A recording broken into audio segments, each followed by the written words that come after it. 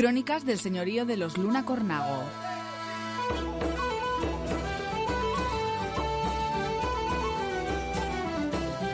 Poco después de concluir estas negociaciones diplomáticas, el conocimiento de la falta de acuerdo entre Aragón y Castilla hizo que la sensación de peligro se hiciese apremiante en la comarca navarra cercana al usurpado monasterio de Fitero. El 27 de junio, el merino de Tudela recibió la orden del gobernador de Navarra para que apercibierais secretamente a toda la Alhuala, entiendo a toda la gente que estuviera en la comarca de Tudela, que todos fuesen apellidados, o sea, llamados, si hiciese falta hacer otro movimiento. Y el último miércoles de este mismo mes, para que se tuviese bien llamado para el servicio y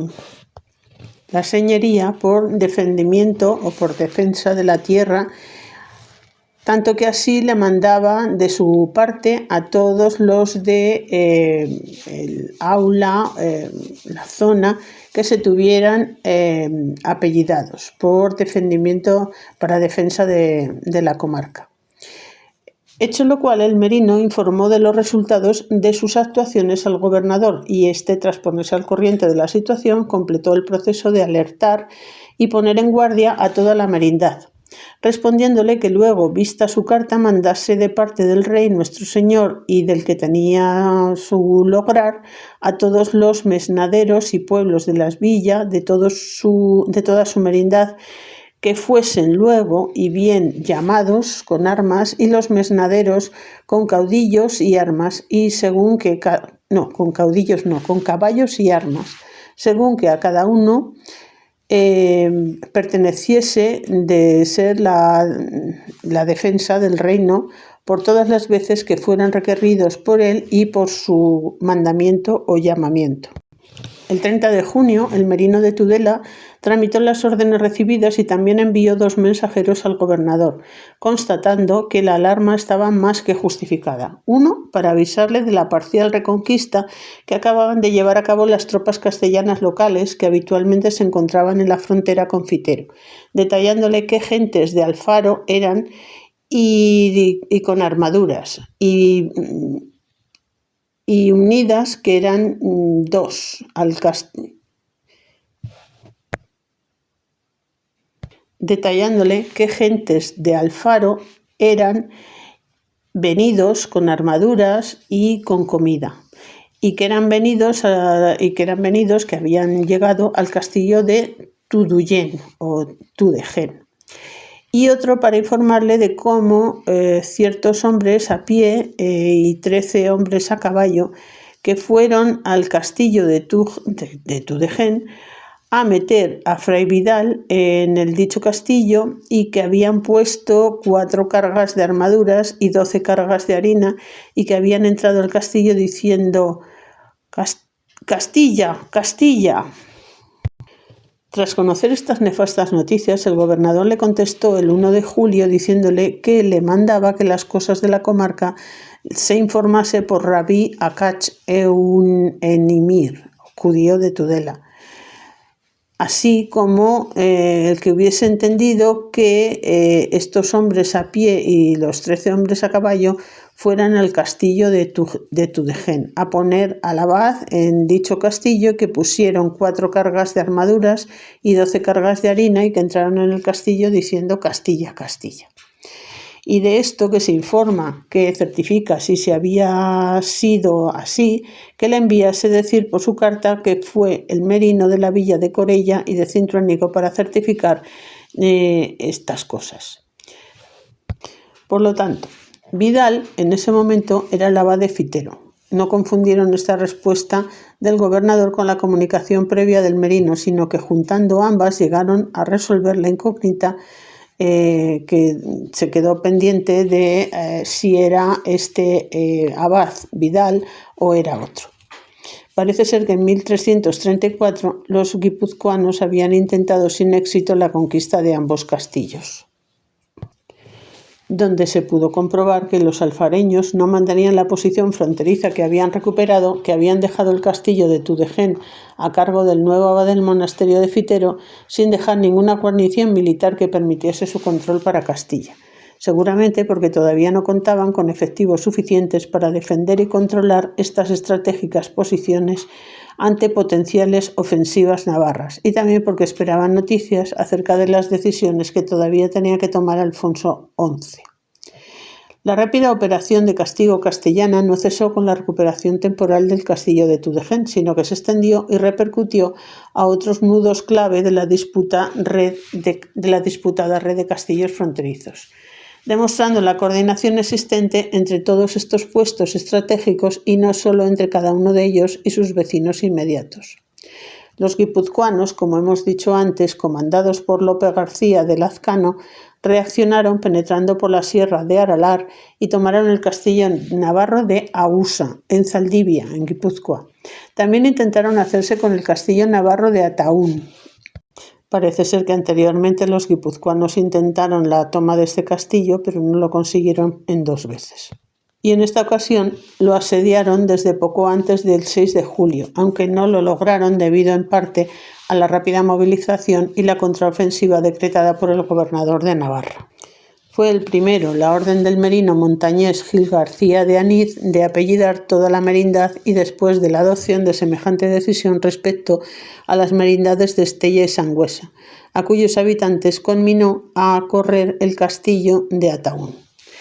A la vez que, forzado por la magnitud del ataque castellano, también se dirigió al merino de la Ribera y le mandaba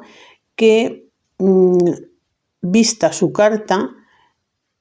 catase, o sea, dijese su lugar a don Pedro Sanchís de Monteagur y los otros que eran en su comarca, así que afincasen los de Arguedas y de Valtierra de aquellas comarcas en Yuso, más que mandasen luego, sin tarza ni excusa ninguna, a los concejos de Caparroso.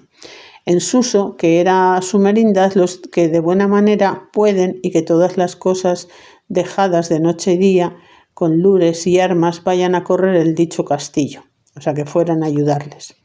Orden con la que el capitán navarro, que estaba a cargo de la ocupación del fortificado monasterio de Fitero, el rico hombre Pedro Sánchez de Monteagudo, se veía obligado a dejar esta guarnición para ir en socorro de los 2 castillos navarros que estaban a punto de caer a manos castellanas, o si se prefiere, de los guipuzcoanos. Pues bien, a su vez, estas circunstancias provocaron que se reactivase el peligro de nuevas escaramuzas en la zona meridional de la frontera, en la zona de Tudela. Mes y medio después, los castellanos recuperaron temporalmente el fortificado monasterio de Fitero, como el 16 de agosto lo comunicó el merino de Tudela al gobernador de Navarra por medio de un mensajero que le envió a Pamplona, en cómo le hacía saber que gentes de Castilla habían entrado en el monasterio de Fitero y que habían muerto 2 hombres sobre el altar y presos todos los otros que hay y encontraron dentro del monasterio. A la vez que ese mismo día el gobernador le respondió por medio de 2 mensajeros, encomendándole con uno de ellos la tarea de fortificar las defensas de la vecina villa de Cintruénigo, que volvía a estar en la primera línea fronteriza con Castilla, y con el otro le mandaba que a los monjes de Tudején diese viandas, comida y armaduras, por razón de que ellos guardasen el castillo por aquel acuerdo que tenían. El merino les dio 10 caíces de trigo, mesura de Tudela, 8 carneros que constaron 108 sueldos de monta, 40 florines y los dichos 10 caíces de trigo, mesura de Tudela. Y los 40 por 30 florines, que montaban 15 florines. Bueno, una manera de contar un poco extraña o no entendible ahora mismo. Pues a partir de la información dada por Miguel Pérez de Zapata, el merino le comunicó al gobernador que aquel había dejado huir a los castellanos que por derecho tenían Castro de Tudején, a cambio de que le jurasen no agredir a ninguno de los que allí estaban. De modo que con solo enviarles a los monjes las citadas expensas, no era necesario nada más para mantener usurpado este castillo. Los castellanos de la frontera cercana al monasterio de Fitero y su castillo de Tudegen habían dado pruebas de que podían hacerse con ambas fortalezas en cualquier momento, pues los cistercienses que estaban a su cargo estaban muy lejos de ser un verdadero ejército que pudiese mantenerlas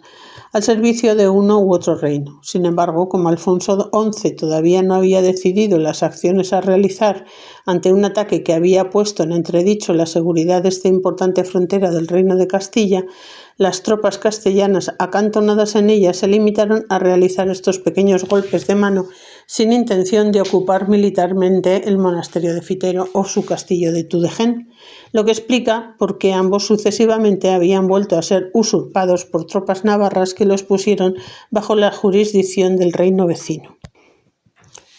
Karaté no explicó por qué los castellanos no mantuvieron las posiciones de Tudegen y de Fitero, tras haber recuperado ambas en un lapso de mes y medio, después de la primera ocupación navarra por la que usurparon ambos enclaves castellanos, no habiendo aclarado tampoco quién y por qué había comenzado los ataques. Acciones como estas aumentaron la tensión en esta parte de la frontera y menos de una semana después, el 22 de agosto, el gobernador de Navarra se dirigió nuevamente al merino de Tudela para que ordenase una movilización general de las tropas de la merindad. Le mandaba que, como otras veces le hubiese mandado, que mandase a las gentes de su merindad, así a los mesnaderos como a los otros, que cada uno de ellos les pertenecía por la defensa de la tierra de nuestro señor el rey, fuesen apreciados el día en día, que no les haría saber de las buenas villas y de los ricos hombres de su merindad, que cada vez que se abran nuevas del señor, que se supieran nuevas del señor gobernador, sean llamados de caballo y de armas por lealtad, y que al rey, nuestro señor, para defender la tierra, debían de acudir. Y todas las gentes de la merindad, que cada vez que obran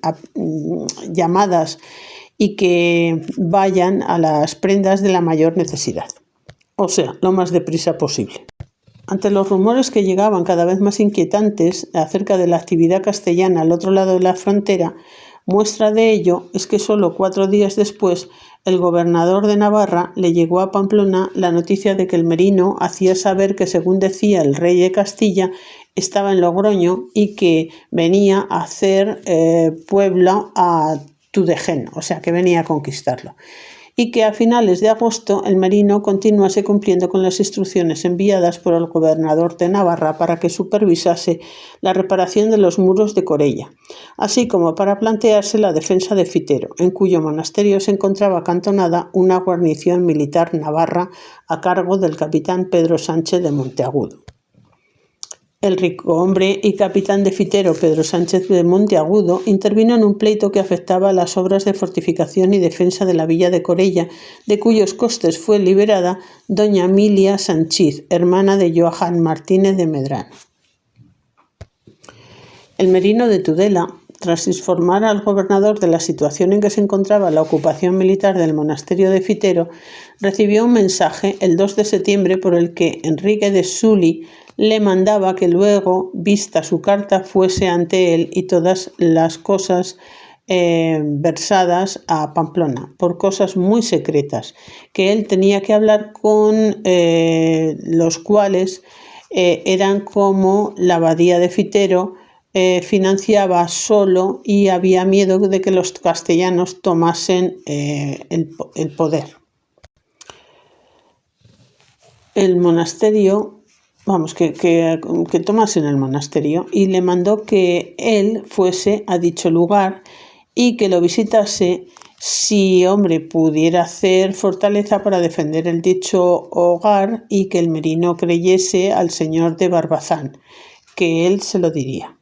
Barbazán fue obispo de Pamplona entre el 318 y 1355 y era originario de Barbazán de Sus en el Midi Pirineos, o sea, era francés. La participación del obispo de Pamplona en la evacuación de la capacidad defensiva que podría llegar a ofrecer el monasterio de Fitero, que hasta hacía poco solo había albergado cistercienses, refleja el proyecto de incluir a este entre los enclaves de la red de castillos que protegían las fronteras del Reino de Navarra, en que la inclusión del castillo de Tudela a cargo de los monjes se había mostrado insuficiente, siendo una muestra del desasosiego que esta situación causaba entre los responsables de la seguridad del reino y, en definitiva, del propio rey, así como del nerviosismo imperante en aquellos momentos. El hecho de que al día siguiente, y como consecuencia de que el merino aún no se hubiera presentado en Pamplona para tratar de los asuntos tan importantes que afectaban a Fitero, así se lo requiriese nuevamente el gobernador, añadiendo que se maravillaba mucho porque le mandaba que viese su carta y fuese ante él por algunos negocios que tenía que hablar y por ciertas cosas que pertenecían al rey. Entre estos asuntos secretos no cabe duda de que debió de estar la decisión de transformar el fortificado monasterio de Fitero en un verdadero castillo, preparado para albergar un destacamento permanente que fuese capaz de defender militarmente la posición con garantías de éxito, lo que supuso una verdadera transformación de su arquitectura y de la funcionalidad ofrecida por varias de sus dependencias, cuyo uso ya no sería exclusivo de la comunidad cisterciense, y crearía el primer precedente para el asentamiento de seglares en el interior del monasterio de Fitero. Este mismo mes de septiembre, Alfonso XI convocó cortes en Valladolid e informó a los allí reunidos el mal y los desaguisados que había recibido de los navarros y aragoneses, así como de los esfuerzos hechos por evitar la guerra a la que ahora se veía abocado el reino. No siendo el gobernador de Navarra enemigo equiparable al rey de Castilla, acordaron enfrentarse al botellero del rey de Francia bajo el pendón del infante y futuro rey de Castilla, Pedro I el Cruel, y que, como éste era menor de edad, no podría participar personalmente en los combates, por lo que Alfonso XI designó a su mayoral, Martín Fernández de Puertocarrero, para dirigir al ejército castellano que participaría en esta guerra contra Navarra. Un mes después, el 2 de octubre, continuaban los preparativos entre los navarros para recibir la embestida del ejército castellano y el gobernador de Navarra dio entonces órdenes secretas al merino de Tudela, al que le mandaba que, vista su carta sin traza y excusa ninguna de que él hiciese enviar ciertas cartas que él enviaba a dar a algunos ayuntamientos y valles de la merindad. Y el 8 de ese mes el merino recibía las peores noticias que podía esperar el gobernador, pues éste le hacía saber que grandes gentes se llegaban a Logroño y don Pedro dijo que el rey de Castilla y Alfonso Tellez por la mayor de la hueste para derribar la casa de Fitero y que allí le mandaba que hiciese saber por toda la merindad que fuesen apreciados y apercibidos en lures de armas para la defensa de la tierra, o sea, que los acogieran. Sin embargo, esta fidedigna información no era del todo precisa, pues Logroño no fue el lugar escogido finalmente para la concentración del importante ejército castellano que se estaba organizando para recuperar el señorío de Fitero, sino la limítrofe villa de Alfaro, muchísimo más cerca.